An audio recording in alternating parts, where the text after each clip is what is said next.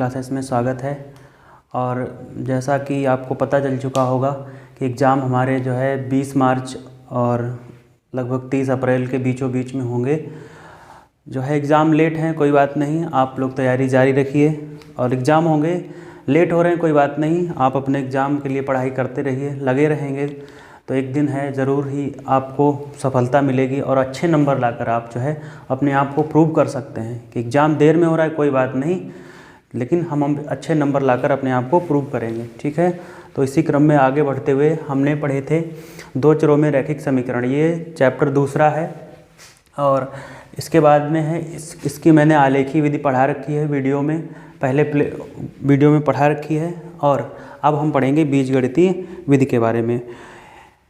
रैखिक समीकरणों को सॉल्व करने की दो विधियां होती हैं, एक आलेखी विधि, एक बीजगणितीय विधि। बीजगणितीय विधि भी तीन तरीके से सॉल्व लग जाती है, एक, दो और तीन। पहली विधि जो होती है वो होती है प्रतिस्थापन विधि, इसको कहते हैं प्रतिस्थापन विधि। दूसरी होती है, इसको कहते हैं विलोपन विधि, विलोपन विधि, इसको कहते हैं विलोपन विधि। और तीसरी वाली को कहते हैं वज्र गुणन विधि, वज्र गुणन विधि। ठीक है, थोड़ा बड़ा बड़ा लिखने की कोशिश करेंगे, छोटा छोटा दिखता नहीं होगा आपको, तो कोशिश करेंगे क्वालिटी इम्प्रूव रहे और आप लोग पढ़ाई अपनी जारी रखें। ठीक है, तो प्रतिस्थापन विधि ये होती है, इसको कहते हैं सब्स्टिट्यूशन मेथड, इसको कहते हैं सब्स्टिट्यूशन मेथड।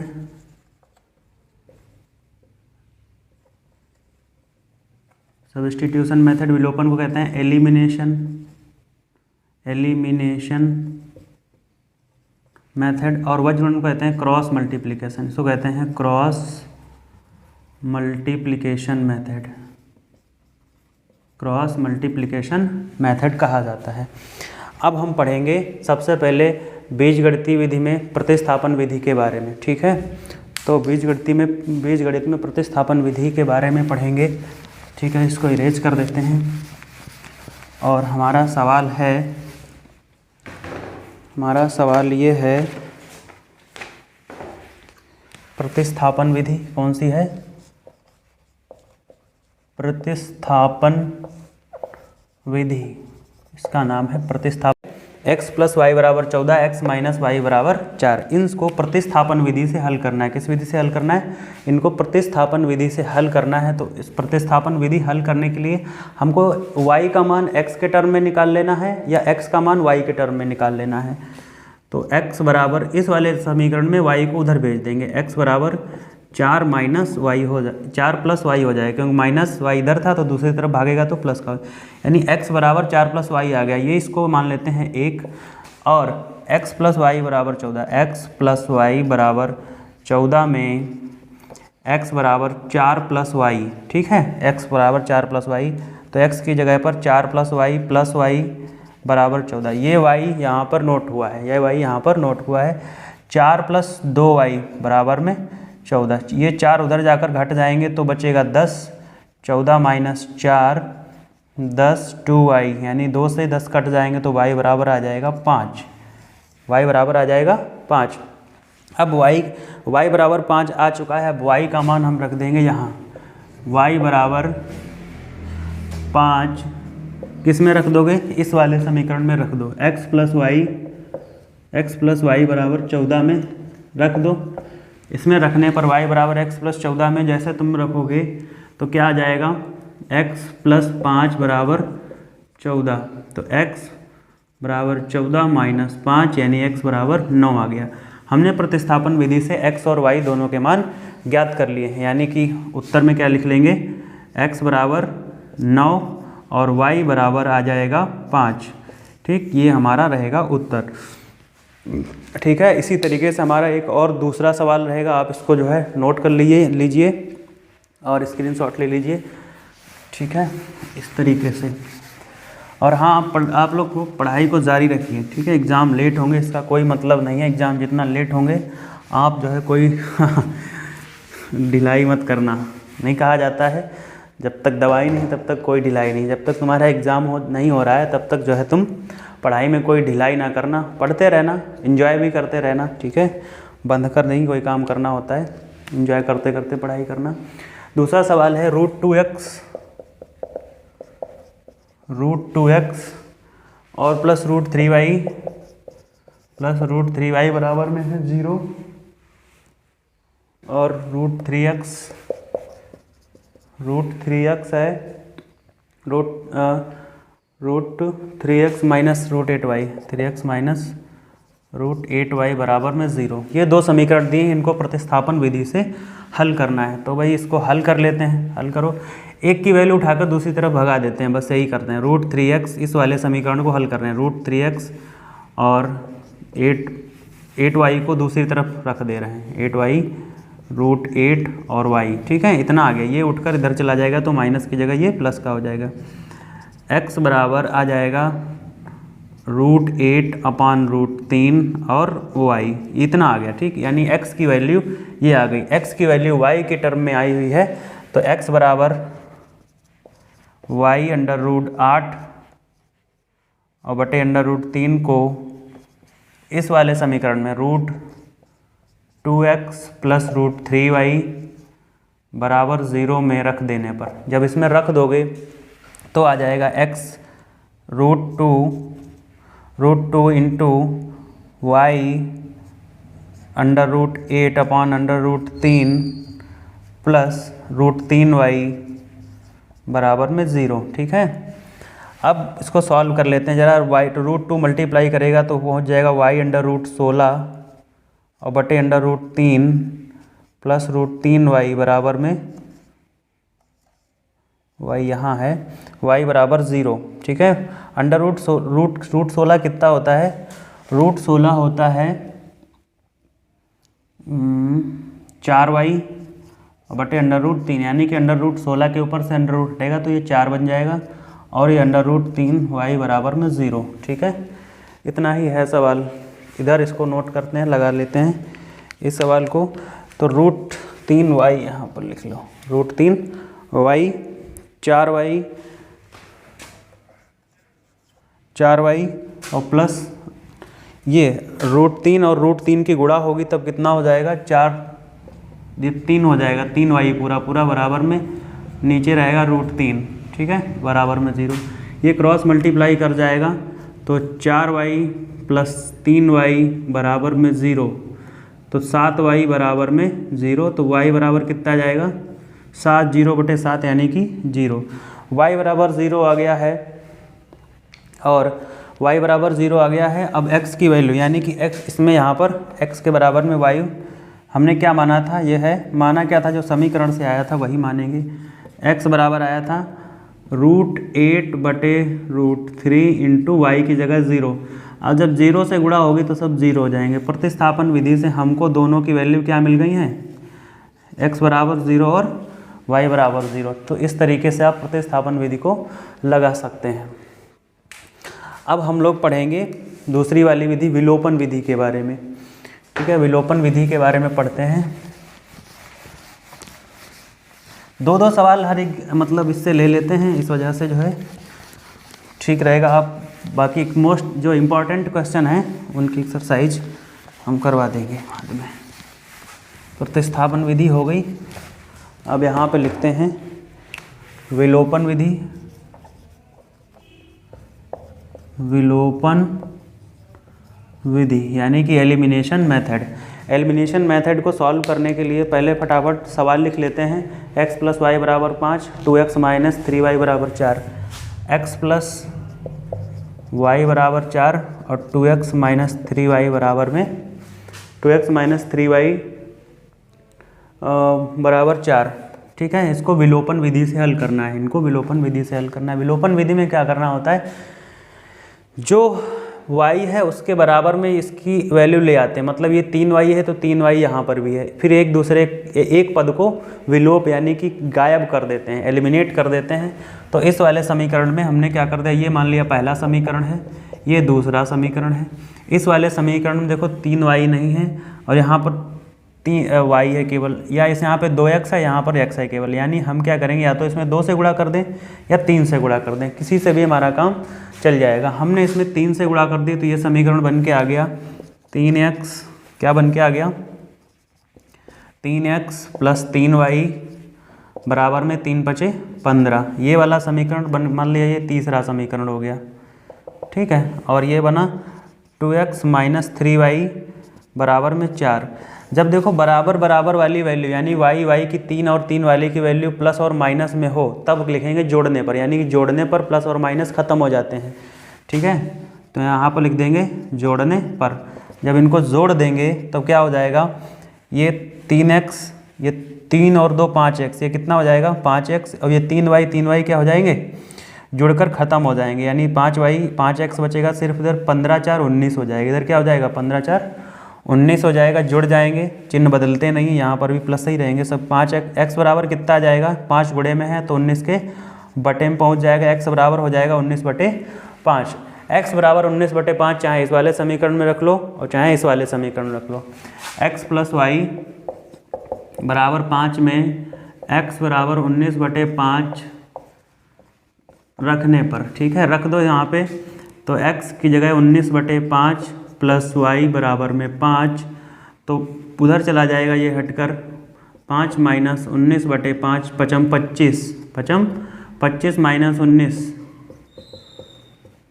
19/5 y बराबर 25 से 19 चले जाएंगे, कितने बचेंगे 25 और 19 6 25, यानी कि 6/5।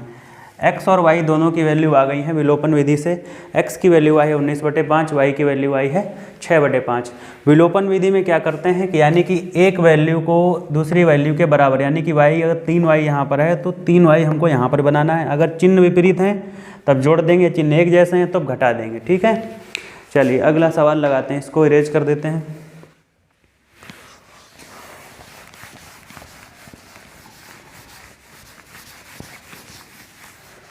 अगला सवाल लगा रहे हैं, ये सवाल है, दूसरा सवाल ये है कि विलोपन विधि से गया 3x - 5y बराबर 3x - 5y - 4 बराबर 0। और इसी का समीकरण है 9x - 2y बराबर 7। 9x - 2y बराबर में 7 है, ठीक है। अब की बार थोड़ा टेढ़ा सवाल दे दिया है, देखो ज़रा। बराबर 7 को इधर ले आएंगे तो माइनस का हो जाएगा, बस यहाँ पे माइनस लगा लो और इधर 0 हो जाएगा। इन समीकरणों को आपको सॉल्व करना है विलोपन विधि से, एलिमिनेशन मेथड से सॉल्व करना है। तो ध्यान से देखिए इन दोनों समीकरणों को। ये लिखा है 3x - 5y - 4 बराबर 0। ये लिखा है 9x - 2y - 7 बराबर 0। इसमें से या तो y की वैल्यू बराबर कर लो या x की वैल्यू बराबर कर लो। चिन्ह देखो एक ही जैसे हैं तो हमको, चलिए यहाँ पे 9x है, यहाँ पर 3x है, इनमें सिर्फ एक में गुणा करनी होगी। दोनों में गुणा करने से हम लोगों को बचना है, दोनों में गुणा करने से हम लोगों को बचना है थोड़ा, ठीक है। तो दोस्तों इसको जो है लगाते हैं, इसमें 3 से गुणा कर देते हैं। इस वाले समीकरण, मान लिया ये समीकरण 1 है, ये समीकरण नंबर 2 है, इस वाले समीकरण में 3 से गुणा। जैसे ही इस वाले समीकरण में गुणा करेंगे ये बन जाएगा 9x, 3 × 3 = 9x -3 × 5 = 15y बराबर में -3 × 4 = 12। तुम्हारा मन हो तो उसको उधर ले जा सकते हो। अब दूसरा वाला समीकरण, चलिए 30 को 3 लिख लेते हैं, इसको 3 लिख लेते हैं। 9x - 2y - 7 बराबर 0। 9x - 2y - 7 बराबर 0। देखो ज़रा ध्यान से इसको, यहाँ 9x है, यहाँ 9x, अगर ये घट जाए तो क्या होगा, ख़त्म हो जाएंगे। तो हम लिख देंगे यहाँ पर घटाने पर, ठीक है। घटाएंगे तभी तो यहाँ पे माइनस का चिन्ह आएगा, यहाँ पर माइनस आ जाएगा, यहाँ माइनस है तो प्लस हो जाएगा, चिन्ह बदल जाएगा, ठीक है। यहाँ माइनस है तो यहाँ प्लस हो जाएगा, बराबर इधर कुछ नहीं, माइनस है ये तब क्या, बराबर में इधर माइनस, ठीक, छोड़ो इसमें कुछ नहीं। 9x से 9x ये बचेगा 0। 15x 15y माइनस के 15y प्लस के 2y और माइनस के 12 प्लस के 7 बराबर 0। देखो -15y प्लस 2y मतलब -13y और -12 और प्लस 7 यानी कि 5, यानी कि 7 5 12, माइनस के आएंगे ये -5 बराबर 0, ठीक है। 5 को उधर भेज दो, -13y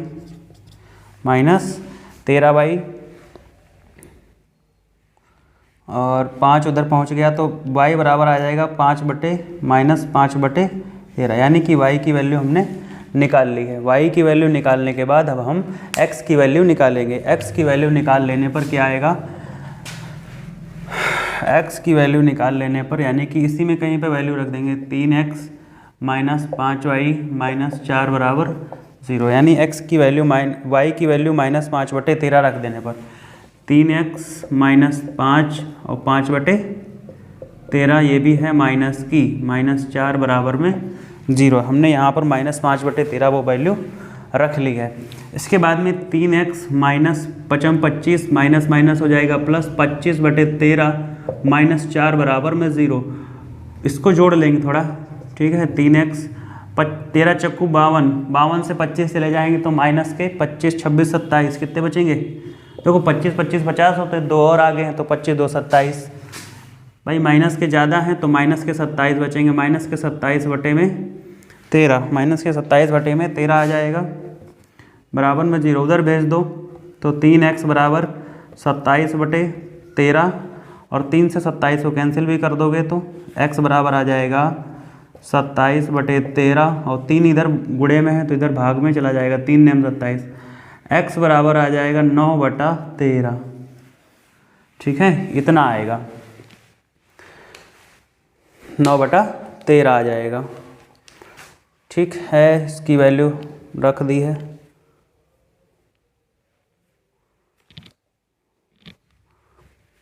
चलिए, हमने x और y की वैल्यू पता कर ली, 9/13 और 5/13। ठीक है, ये हो गई आपकी विलोपन विधि। अब हम समझते हैं वज्र गुणन विधि के बारे में। अब हम समझेंगे, इसको नोट कर लीजिए।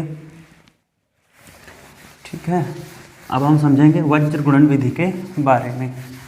वज्र गुणन विधि थोड़ा स्पेशल होती है, उसको समझने के लिए हमको उसका फार्मूला लिखना पड़ेगा और उसके बाद में ही हम उसको समझ पाएंगे। ठीक है, वज्र गुणन विधि क्या है इसकी? इसके लिए वज्र गुणन विधि, वज्र गुणन विधि क्या होता है? इसका फार्मूला होता है इसका एक तो पहली बात इसमें चक्र लगता है किसका? BCA। क्या पढ़ा है हमने? BCA किया है। MCA BCA डिग्री होती है, उसी में से याद कर लो। BCA का चक्र चलता है, किसका चक्कर चलता है? BCA का। ठीक है, वज्र गुणन विधि BCA, वज्र गुणन BCA, वज्र गुणन BCA, ऐसे याद कर लेंगे। ठीक, x बटे y बटे और 1/, ये होता है वज्र गुणन। यहाँ बराबर लगाओ, यहाँ बराबर लगाओ। ठीक है, यहाँ बराबर लगाओ। ठीक है, लगा लिया हमने बराबर बराबर। क्या होता है यहाँ पर?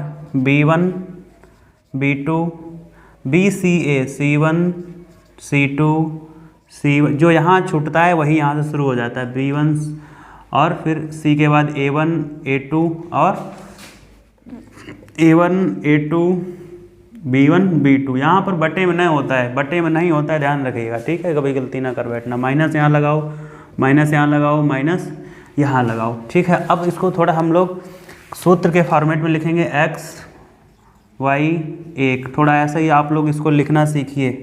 ठीक है, B1 इसकी गुणा होती है, माइनस में ये पीछे जाते हैं, यानी कि इसके साथ गुणा होगी। B1 C2 minus B2 C1, B2 C1 और C1 A2 C1 A2 minus C2 A1 बराबर में इधर गुणा कर लेंगे A1 B2 minus A2 B1 की। ठीक इस तरीके से आप लोग फार्मूला लिखना सीख लेंगे। x बटे B1 C2 minus B2 C1, y बटे C1 A2 और C2 A1 और बराबर 1 बटे A1 B2 minus A2 B1, यहाँ पर बराबर लगा देंगे। ऐसा ही फार्मूला आप जब भी आपको सवाल मिले लगाने को, फार्मूला पहले लिख लेना। ठीक है, इस फार्मूले को लिखने में ही दिक्कत हो जाती है। ठीक, इसको इरेज कर देते हैं, अब सवाल लगा लेते हैं।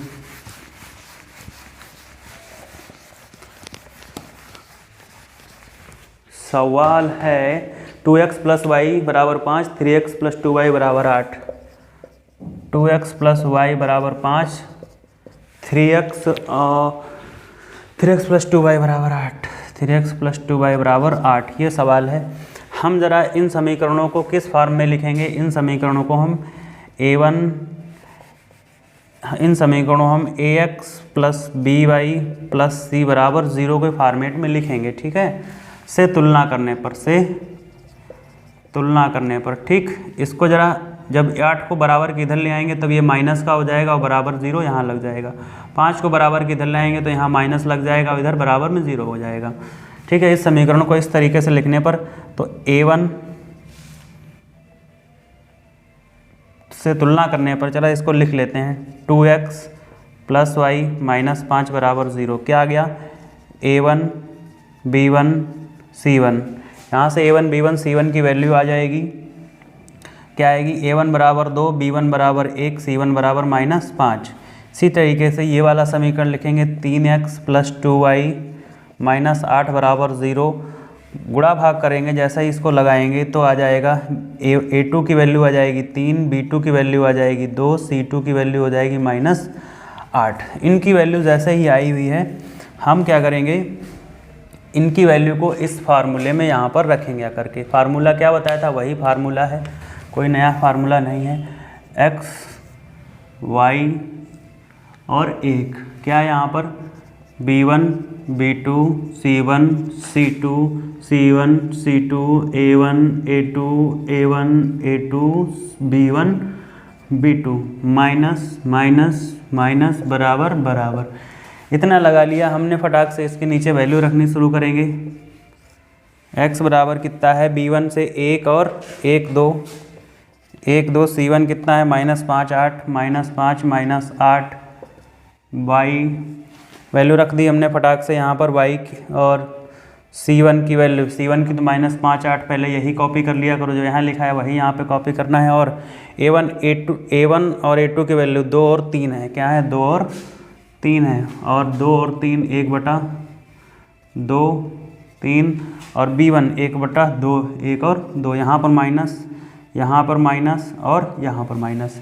चलिए ज़रा गुणा करके इनको लिखते हैं। x बटे -8 की 1 के साथ गुणा होगी तो माइनस आ जाएगा, -5 दूना 10 और माइनस माइनस हो जाएगा प्लस, बराबर में y बटे आ जाएगा -3 -15, कितना आ जाएगा? -15 माइनस प्लस, और 8 दूनी 16, बराबर में 1/2 दूना 4 और 3 एकम 3। क्या बन गया? x बटे में 2, 10 - 8 2 बचेगा, और y बटे में 15/16 यानी कि 1 बचेगा, और 1/4 में से 3 गया 1। एक बार x को इसके बराबर करेंगे, एक बार y को इसके बराबर कर लेंगे, यानी कि दूसरे वाली तरफ की वैल्यू जो है उसके बराबर लिख लेते हैं। तब x बराबर 2, चलो यहाँ पे लगा देते हैं इसको, x बटे 2 बराबर यहाँ लगाएंगे बराबर 1/1, यानी कि आ जाएगा x बराबर 2 एकम 2, यानी कि 2 आ जाएगा। इसी तरीके से y बटे 1 को 1/1 को 1 ऊपर गुणा कर लेगा, y बराबर आ जाएगा 1, y बराबर आ जाएगा 1। हमने इस तरीके से y और x दोनों की वैल्यू प्राप्त कर ली है। वज्रगुणन विधि थोड़ी लंबी होती है, लेकिन जो है लगा लेंगे। ठीक है, 1 बार 2 बार 3 बार 4 बार सीखेंगे, क्यों नहीं सीख पाएंगे। एफर्ट जारी रखो, कठिन से कठिन चीज़ भी हम लोग सीख लेंगे। याद करने, याद भी हो जाएगा। अगर आप लोग पढ़ते हो, 1 बार याद करते हो, नहीं याद होता है, 2 बार याद कीजिए, 3 बार याद कीजिए, क्यों नहीं याद होगा भाई। मेहनत करोगे, क्यों नहीं याद होगा। याद किया हुआ भूल जाते हो, बड़ी समस्या है। याद कराओ, कैसे भूल जाते हो याद किया हुआ। नहीं भूलना चाहिए। जब जो भी काम कर रहे हो अपना 100% दो उसको, जो भी काम कर रहे हो अपना 100% दो उसको, याद होगा और कभी नहीं भूलोगे। ये बात ध्यान रखिए, ठीक है। चलिए यहाँ पर इसको इरेज कर देते हैं।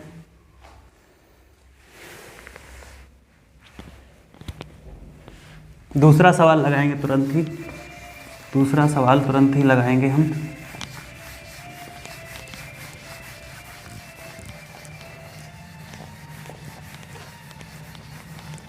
दूसरा सवाल है इसके लिए, वज्रगुणन विधि से लगाने के लिए 8x + 5y बराबर 9, 8x + 5y बराबर में 9। और दूसरा समीकरण इसका है 8x + 5y बराबर 9। दूसरा समीकरण इसका है 3x + 2y बराबर 4, 3x + 2y बराबर में 4। पहले तो इसको मतलब ax + by + c के तुलना करेंगे और उसमें लिख लेंगे कि कौन सा किसके बराबर है। तो इस वाले समीकरण से तो a1 a2 b1 b2 निकलेंगे। चलिए यहाँ पर a1 a2 के फॉर्म में इधर a1 B1 और C1, इधर बराबर में 0 हो जाएगा। A1 बराबर 8, B1 बराबर 5, C1 बराबर -9।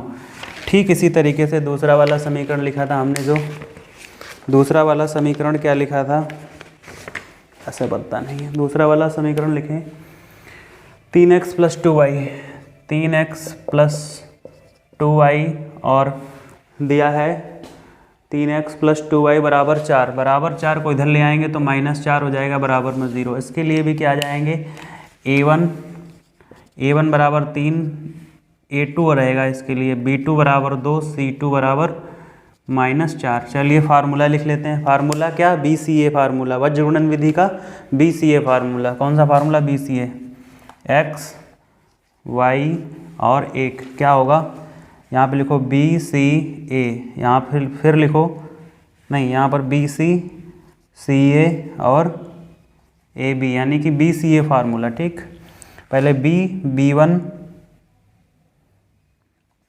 B2 C1 C2 C2 A1 A2 A1 A2 B1 B2, minus लगा लेंगे यहाँ, यहाँ और यहाँ माइनस लगाएंगे, वैल्यू रख देंगे, सभी की वैल्यू रख देंगे। क्या आ जाएगा, x बटे में, y बटे में और 1 बटे में। ठीक है, वैल्यू रखेंगे, क्या आ जाएगा, वैल्यू आ जाएगी 8, नहीं B1 की वैल्यू है 5 और 2, क्या है 5 और 2, 5 और 2 वैल्यू रख लेंगे यहाँ पर।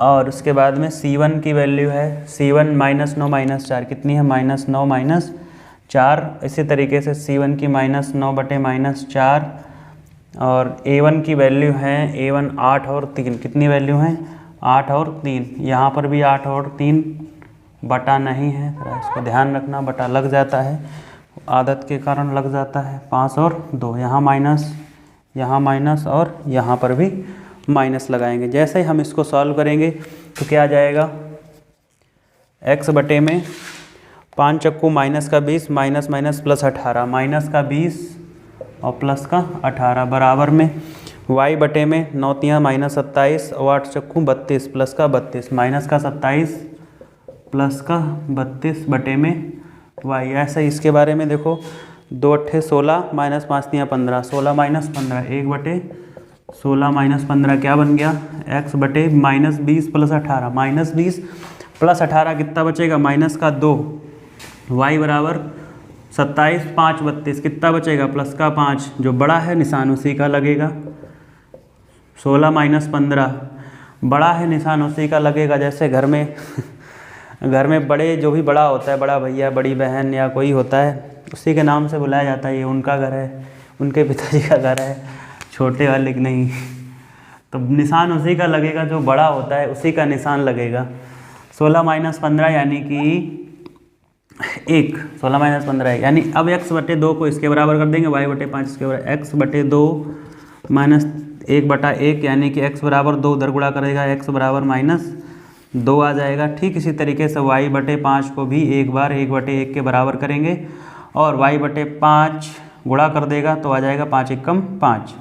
ठीक इस तरीके से हमने वज्र गुणन विधि लगा ली है। इसके बाद हम लोग पढ़ेंगे कुछ 10-12 मोस्ट इम्पॉर्टेंट क्वेश्चन हैं जो एग्ज़ाम्स में पूछे जाते हैं, तो उसको मिलेंगे अगली वीडियो में। वीडियो लंबी हो जाएगी, ठीक है। और हाँ ठीक है, तो अच्छी लगी हो वीडियो, मेहनत अच्छी लगी हो तो वीडियो को लाइक कर देना, चैनल को सब्सक्राइब कर देना और शेयर कर देना, ठीक है। और इसी तरीके से अच्छी वीडियो डालते रहेंगे। और साइंस का भी मुझे पोर्शन अभी कवर कराना है, मतलब एग्ज़ाम होने तक मैं सारा पोर्शन कवर करा दूंगा, ठीक है। चलिए दोस्तों, मिलते हैं अगले वीडियो में, तब तक के लिए